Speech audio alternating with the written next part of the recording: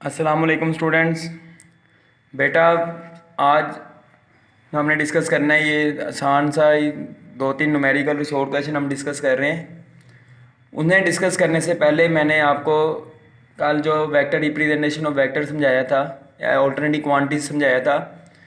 ठीक है, vector representation of alternative quantity का एक पर्पस तो ये है कि हम फेस इजीली फाइंड कर सकते हैं वेक्टर की डायरेक्शन को देखते हुए ऑफ द गिवन सिग्नल।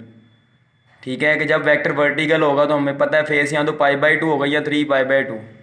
अगर हॉरिजॉन्टल है तो पता है फेस 0 होगा या पाई होगा या 2π, 0 का हम 2π भी कहते हैं। और अगर कोई दरमियानी हालत हो तो फेस 0 से 90 के दरमियान या वगैरह वगैरह कुछ भी हो सकता है। दूसरा, हमारे पास vector representation of alternative quantity का ये फ़ायदा कि हम दो सिग्नल्स के दरमियान फेस डिफरेंस के बारे में जान सकते हैं। जिस तरह ये देखो, ये वोल्टेज और करंट का वेव फॉर्म है, ये वोल्टेज की करंट की है।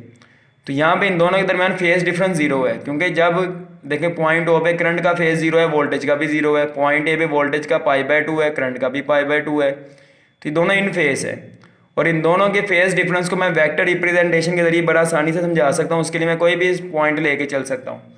अगर मैं पॉइंट ओ को लेके चलता हूँ तो पॉइंट ओ पे वोल्टेज का फेस जीरो है, तो उसका वेक्टर क्या बनेगा, हॉरिजॉन्टल, और एरो किस तरफ होगा, राइट साइड पे। और करंट का भी फेस जीरो है तो उसका भी हॉरिजॉन्टल वेक्टर होगा और एरो किधर होगा, राइट साइड पे। और आप देखें यहाँ पे करंट वाला वेक्टर मैंने थोड़ा बड़ा बनाया क्योंकि करंट की पीक वैल्यू वोल्टेज से भरी है। यानी पता ये चला कि दो सिग्नल्स इन फेस होते हैं अगर उनके वेक्टर्स पैरेलल हों। बेटा आप जरूरी नहीं पॉइंट ओ को ही लेके चलो, आप पॉइंट ए पे चलो। अगर पॉइंट ए पे करंट का फेस π/2 है, वोल्टेज का भी π/2 है, तो यहाँ पे दोनों के वेक्टर्स वर्टिकल बनेंगे। वोल्टेज का वेक्टर थोड़ा छोटा, करंट का थोड़ा बड़ा, यानी कि आप कह सकते हो अगर आप पॉइंट बी पे चलो, पॉइंट बी पे दोनों का फेस पाई है, तो पाई वाले फेस के लिए हम हॉरिजॉन्टली वेक्टर ड्रा करेंगे, लेकिन एरो किधर होगा, लेफ्ट साइड पे। यानी अगर दो सिग्नल्स के वेक्टर्स पैरेलल हों तो उनके दरमियान फेस डिफरेंस जीरो होते हैं, हमें यहाँ से ये पता चल जाता है। इसी तरह यहाँ पे अगर मैं करता हूँ, देखें पॉइंट ओ को अगर मैं लेके चलता हूँ, पॉइंट ओ पे वोल्टेज का फेस जीरो है तो उसका हॉरिजॉन्टल वेक्टर होगा।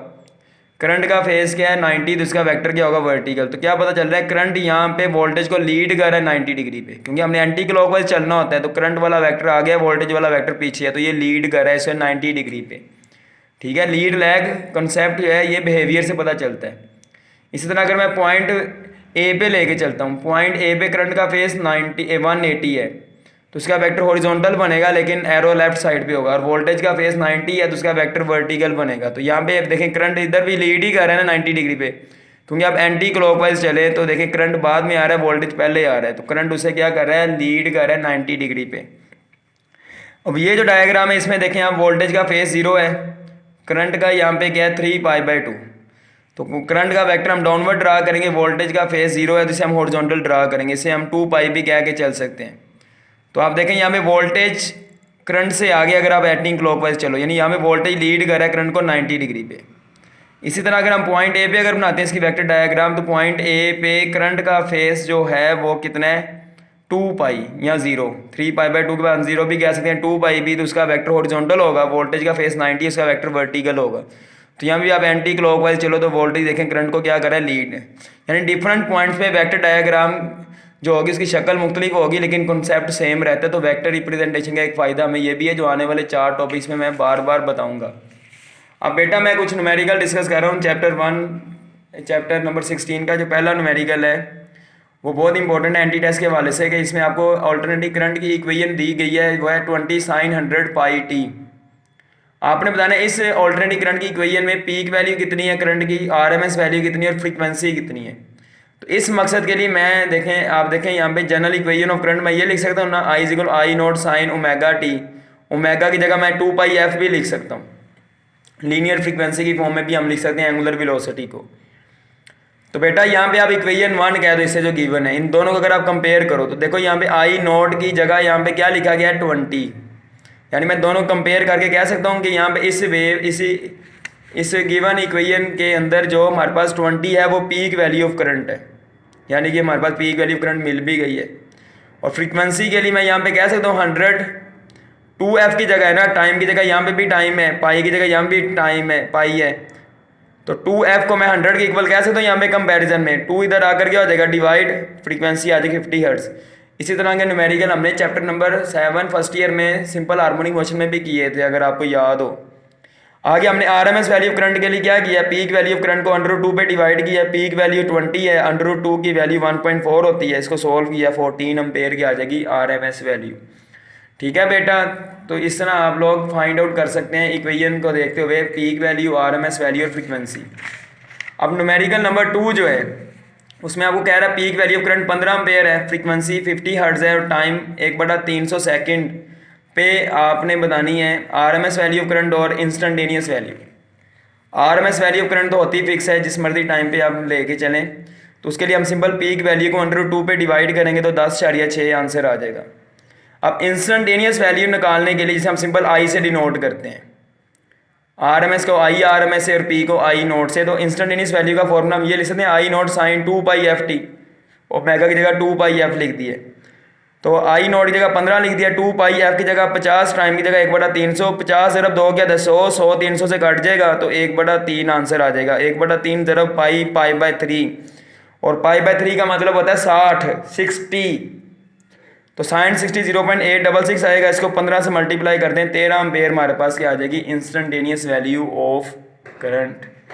ठीक है बेटा, अब एग्जाम्पल मैं 1 करवा रहा हूँ, ठीक है, थर्ड के लिए अभी टॉपिक हमें पढ़ना पड़ेगा। एग्जाम्पल नंबर 1 में वो कह रहा है कि आरएमएस वैल्यू वोल्टेज 250 वोल्ट है, फ्रीक्वेंसी 50 हर्ट्ज है, तो आपने पीक वैल्यू वोल्टेज बतानी है और इंस्टेंटेनियस वैल्यू। तो पीक वैल्यू वोल्टेज कैसे आएगी, आरएमएस वैल्यू का फॉर्मूला ये है ना, पीक वैल्यू ओवर √2, तो √2 इधर आकर क्या हो जाएगा मल्टीप्लाई, √2 की जगह 1.4 लिख दो, मल्टीप्लाई करो 250 से 353.5 की आ जाएगी हमारे पास पीक वैल्यू ऑफ वोल्टेज। अब आगे हमने इंस्टेंटेनियस वैल्यू ऑफ वोल्टेज भी निकालनी है, तो V = V0 sine omega T, omega को 2πf भी लिख सकता हूँ। फ्रीक्वेंसी यहाँ पे कितनी आपको कही गई है 50, आप यहाँ पे f पुट करो तो 50 ज़रब 200 100πt आ जाएगा। ये हमारे पास इंस्टेंटेनियस वोल्टेज का बस फॉर्मूला हमारे पास बन गया। हम यहाँ पे सिर्फ फॉर्मूला ही बना सकते हैं, एग्जैक्ट वैल्यू नहीं बता सकते क्योंकि हमें टाइम तो बताया ही नहीं गया कि किस टाइम पे हमने बतानी है। ठीक है, इंस्टेंटेनियस वैल्यू डिफरेंट टाइम पे डिफरेंट होती है, आप उसका एग्जैक्ट आंसर उसी वक्त बता सकते हो जब आपको टाइम भी गिवन होगा, जिस तरह अभी मैंने न्यूमेरिकल नंबर 2 में आपको बताया है। और एंड पे जो मैंने V लिखा है ना, ये यूनिट लिखा है इसका वोल्ट के, इस फॉर्मूले से जो आंसर आएगा वो वोल्ट में आएगा। आप सिंपल V लिखना, ये आपको मैंने समझाने के लिए लिख दिया, आगे वोल्ट आप ना लिखना। ठीक है, तो यहाँ पे एग्जैक्ट आंसर हमारे पास इस तरह की वैल्यू क्यों नहीं आएगी, क्योंकि हमें टाइम नहीं गिवन कि हमें किस टाइम पे पूछी गई है इंस्टेंटेनियस वैल्यू। अब बेटा एक्सरसाइज के कुछ शॉर्ट क्वेश्चन मैं डिस्कस कर देता हूँ। पहला शॉर्ट क्वेश्चन जो है उसमें उसका आरएमएस वैल्यू करंट दे दिया 10 एम्पेयर, हमने पीक वैल्यू निकालनी है, तो सिंपल फॉर्मूला ये है आरएमएस वैल्यू करंट का, √2 इधर आके मल्टीप्लाई हो जाएगा तो हम पीक वैल्यू करंट का फॉर्मूला बन गया, √2 की जगह 1.4 × 10 14 एम्पेयर। पिछले साल और बोर्ड में उन्होंने 20 एम्पेयर कह के पूछ लिया था, तो मसला कोई नहीं है, बात तो एक ही है। तीसरे शॉर्ट क्वेश्चन में आपसे पूछ रहा है कि एक लैंप है, इनकैंडिशन लैंप वो होता है जो येलोइश लैंप होते हैं जो ऑल्टरनेटिव करंट पे ऑपरेट होते हैं। वो कह रहा है अगर हमसे 50 हर्ट्ज फ्रीक्वेंसी का सिग्नल दे दें तो बताएं वो कितनी दफ़ा 1 सेकंड में मैक्सिमम ब्राइटनेस हासिल करेगा या ब्रिलियंस, तो 100 टाइम्स वो रीच करेगा। ठीक है, will reach maximum brilliance 100 times. क्यों? क्योंकि एक करंट में 2 दफ़ा पॉजिटिव पीक 2 दफ़ा पीक वैल्यूज आती हैं, और यानी कि हम फिर कह सकते हैं एक साइकिल में 2 दफ़ा लैंप की ब्राइटनेस मैक्सिमम होगी, क्योंकि करंट 2 दफ़ा मैक्सिमम जा रहा है एक साइकिल में, तो lamp will achieve maximum brilliance 2 times पर सेकेंड। ठीक है, तो एक अगर फ्रीक्वेंसी 50 हर्ट्ज है तो एक सेकंड में 100 साइकिल होंगे, सॉरी 50 साइकिल होंगे ना जो गुजर रहे होंगे, और अगर एक साइकिल में 2 दफ़ा मैक्सिमम ब्राइटनेस आ रही है तो 50 साइकिल में कितनी दफ़ा आएगी पर सेकंड, 50 ज़रब 2 100 टाइम्स। ठीक है, तो नंबर ऑफ मैक्सिमम ब्रिलियंस पर सेकंड क्या होगी 100 टाइम्स। ठीक है बेटा, तो आज का लेक्चर यहाँ पे कंप्लीट होता है। मंडे को मैंने आपका चैप्टर 15 का टेस्ट रखा है, लेक्चर भी उस दिन मैं इंशाल्लाह रखूँगा आपका, लेकिन टेस्ट आपने प्रिपेयर कर लेना। आज मैंने इसलिए आसान टॉपिक पढ़ाया ताकि आप इसके लिए करना आपके लिए आसान हो, और कल संडे वाले दिन आप प्रॉपर अच्छे तरीके से अपना टेस्ट प्रिपेयर कर सकें। ठीक है, यानी जो परसों कल सैटरडे भी आपके पास है, सैटरडे भी है, तो मंडे 14 दिसंबर को मैं टेस्ट लूँगा आपका इंशाल्लाह, और वो आपके लेक्चर टाइमिंग से जो प्रॉपर 10:40 पे लेक्चर है उससे हट के टाइम में होगा, उसमें आपने इसको सोल्व करके मुझे सेंड करना है। 10:40 पे हम प्रॉपर मीटिंग करेंगे जिसमें मैं आपको वो टॉपिक डिस्कस करूँगा जो मैं संडे नाइट सेंड करूँगा। आप चाहे उसे 10:40 पे टाइम लेक्चर टाइम में ही देख लेना ताकि आपके लिए मसला ना हो। आप टेस्ट पे ही पूरी तैयारी कर रहे हो, ठीक है। और 40 मिनट में आप 10 मिनट लेक्चर देख लेना और उसके बाद आप डिस्कशन कर लेना, ठीक है। अल्लाह हाफिज़।